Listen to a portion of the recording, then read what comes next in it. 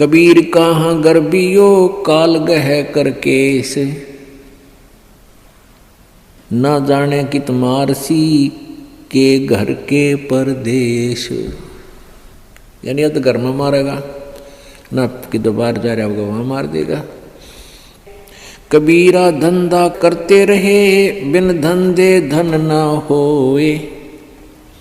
परमात्मा कहते हैं कबीर धंधा करता रहे बिन धंधे धन नाही, और जो नर भूले ज्ञान मूल को ते धंधे ध्यावे नाही। परमात्मा कबीर परमेश्वर जी ये कह रहे हैं कि धंधा करना पड़ेगा, धंधे बिना इनकम नहीं हो सकती, काम तो करना ही पड़ेगा। पर उनको उल्हाना दे रहे हैं कि जो इस धंधे में भगवान ना बजते, काम करते करते मालिक को याद नहीं रखते, वो नर अपना मूल, उस मूल ज्ञान से परिचित नहीं है, वो अपना जीवन व्यर्थ कर रहे हैं। अब कोई कहता भी अभी समय नहीं है, भक्ति नहीं करते, कोई टेंशन होगी है। पुण्यात्माओं, ये टेंशन तो बनी रहेंगी, क्योंकि काल का लोक ही ऐसा है। और इन सभी जो छोटी मोटी आपके साथ चल रही है, कोई परमात्मा के नाम लेते लेते भी आपके ऊपर कोई आपदाएं छोटी मोटी आ रही हैं, तो ये विचार करना कि यदि परमात्मा का सहारा ना होता, ये छोटी आपदाएं नहीं होती, ना जाने के कहर तोड़ देती आपके ऊपर। अब जैसे आप जी ने परमात्मा का, परमेश्वर कबीर जी का नाम ले रखा है, और फिर भी आप पर छोटी मोटी कोई आपदाएं आती हैं, आप ये सोच बैठते हो, कई बार मन इतना नालायक है, ये परमात्मा से दूर करने के लिए ना जाने कितनी स्कीमें तैयार करता है, अपने हिसाब से सोचता रहता है। क्या सोचते हैं कि मैंने पाठ भी करा दिया, मैंने 4-5 महीने नाम लिए भी हो गए हैं, और फिर भी मेरी भैंस मर गई। अब पुण्यात्माओं विचार करो, आप जी ने कुछ पुण्य किया, आप जी ने सतभक्ति की, जैसी आपने भक्ति की उसका सहयोग तो अवश्य ही मिला है आपको। जैसे सर्दी बहुत है, और उस सर्दी के अंदर आप जी ने स्वेटर पहन रखी है, और स्वेटर पहनने के बाद भी आपके हाथ पैर ठिठुर रहे हैं, आपको सर्दी लग रही है, तो कंबल ओढ़ना चाहिए। तो बुद्धिमान लोग ये नहीं कहा करते कि मैंने स्वेटर पहन रखी फिर भी सर्दी है और स्वेटर निकाल दूं, क्या फायदा स्वेटर का। कई भक्तों के मन में ऐसी दुर्भावनाएं आ जाती हैं कि हमने इतने दिन हो गए भक्ति करते ने, नाम लिए ने, और पाठ भी हम करा रहे हैं, और फिर भी हमारे ऊपर आपदाएं आ रही हैं।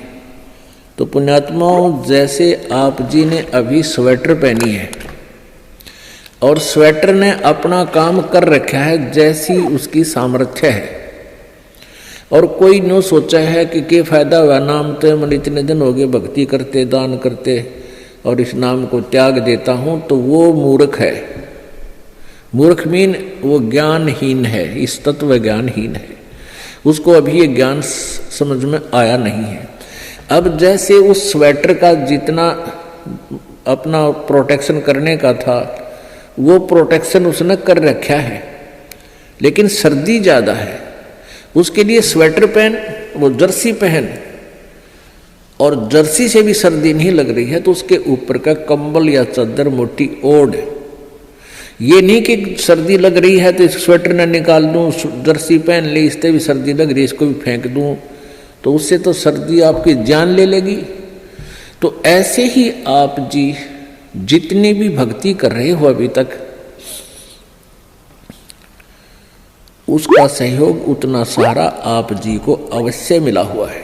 तो ये सोच लेना चाहिए कि आप जी के कर्मों की यह सर्दी बहुत ज़्यादा है, अत्यधिक है। आप जी भक्ति भी कर रहे हो, नियमित रह रहे हो, और दान धर्म भी कर रहे हो, और फिर भी आपके ऊपर आपदाएं हैं।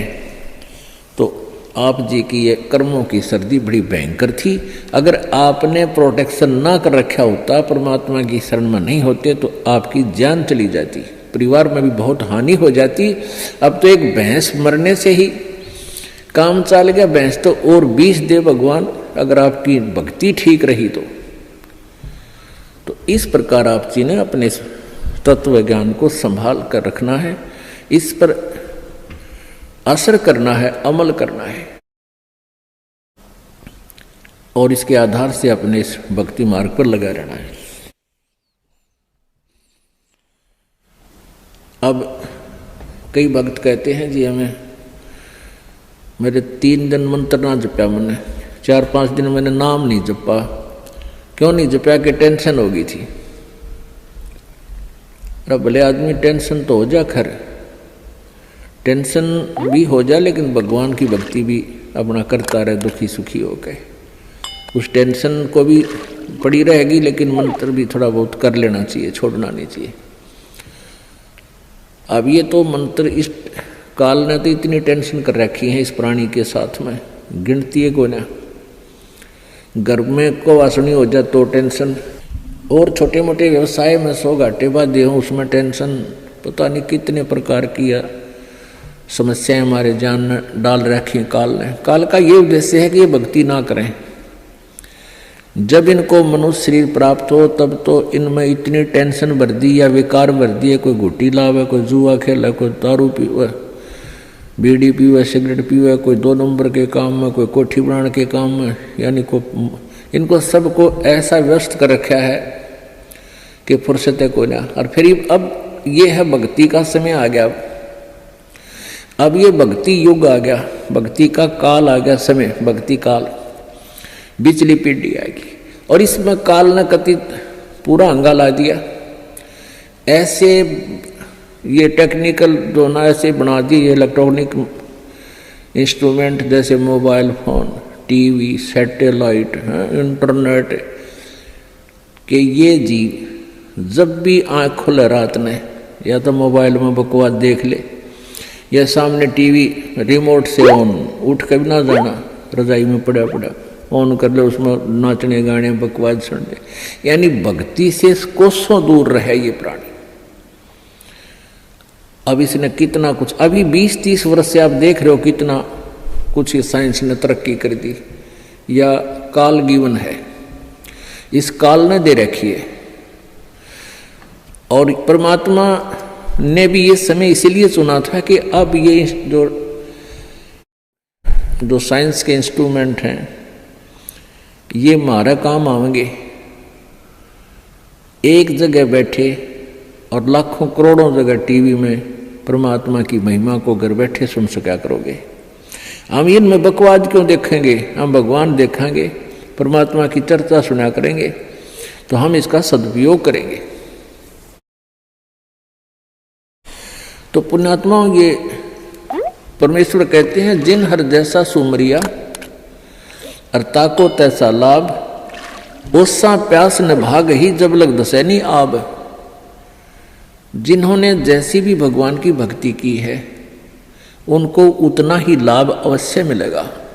और ओस पीने से प्यास नहीं बुझती, ओस चाटने से प्यास नहीं बुझती। प्यास बुझेगी गट गट गिलास पीने पानी के, गिलास के गिलास पिया जब प्यास बुझेगी। तो हम पहले क्या करते थे, दान धर्म कितना करते थे, 2 रुपये चढ़ा दिए को 5 मुश्किल थे, 10 चढ़ा दिए तो बड़े खुश होया करते थे। या 100 रुपये का प्रसाद बांट दिया हनुमान जी के मंगलवार ने, हैं? तो ये हमारी पूजाएं थी। तो ये तो हम ओस चाट रहे थे। और अब आप देख रहे हो पाठ के पाठ करवाए जा रहे हैं, भगवान के हवन के लिए जोत के पैसे, जो जोत का घी दान किया जा रहा है, ये गिलास के गिलास पिए जा रहे हैं और इनसे प्यास बुझेगी। कोई पाठ करवा रहा है, कोई वैसे गुप्त दान, खूब वैसे दान दे रहे हैं, तो ये गिलास के गिलास पानी के पिए जा रहे हैं, इनसे प्यास बुझेगी, इनसे आपको पूर्ण लाभ होगा। और सतभक्ति मंत्र करेंगे आजीवन मर्यादा।